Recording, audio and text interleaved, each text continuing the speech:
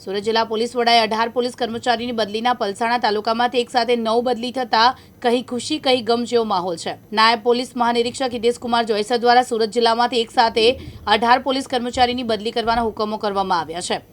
જેમાં પલસાણા તાલુકામાંથી 9 પોલીસ કર્મચારીની બદલી થઈ, જેમાં પલસાણા પોલીસ મથકમાં ફરજ બજાવતા એએસઆઈ ધર્મેશભાઈ સતીશભાઈ જંખવાવ, વિજયભાઈ દલાભાઈ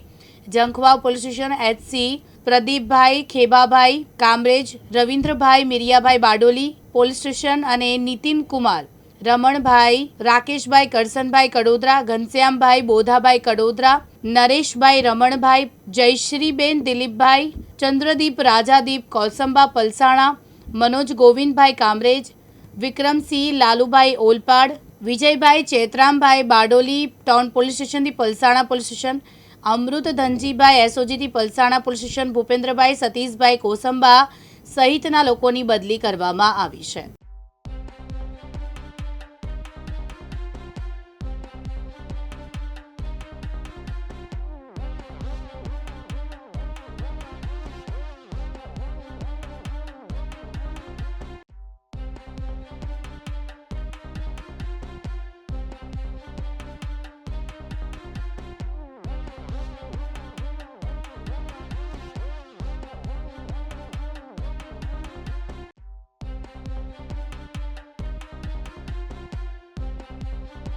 રમેશ ખંભાતી, દિવ્યાંગ ન્યૂઝ, પલસાણા, સુરત।